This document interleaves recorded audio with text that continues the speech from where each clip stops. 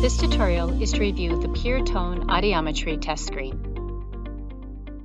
The easyTone audiometry protocol creates a different test screen than a screening protocol. This is to simplify the test screen selection specific to the screener's needs. Once the test screen is entered, the name entered or selected from the start screen is listed in the top right corner. When Quick Start is selected from the start screen, Unknown is displayed. The protocol selection is made from the drop-down. The selection can be made up until the first response is stored. The back arrow will return to the previous screen. With the first stored result, a confirmation box confirms abort test if the back arrow is pressed, and all results are deleted. The middle section of the screen displays the frequencies as defined by the protocol and will display results as the test progresses. The active frequency is highlighted by the blue box, but can be changed by tapping on a different frequency. The ear selection displays the right ear as the active ear upon entry into the test screen and indicated by the red shading.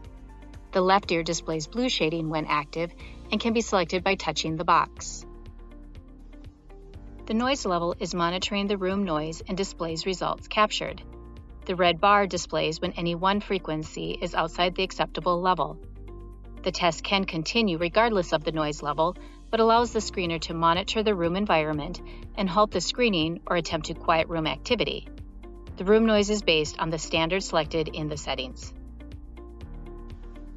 The response is an indicator for when a patient response accessory is used by the subject. When the button is pushed, this lights up to inform the screener that the tone was heard. Level allows to select the presentation level in 5 dB steps.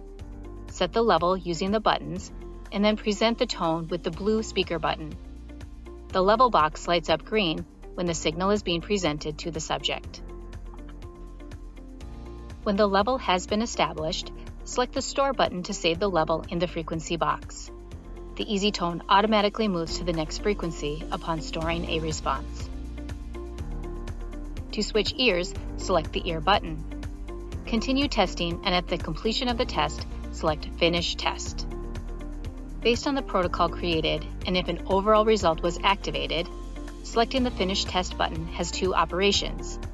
If no overall result is part of the protocol, selecting Finish Test, the easyTone will automatically move to the results screen.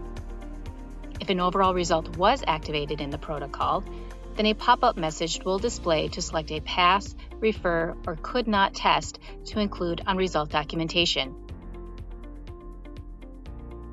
This completes the tutorial on easyTone audiometry test screen operation. Please continue through the tutorial series for additional easyTone instruction.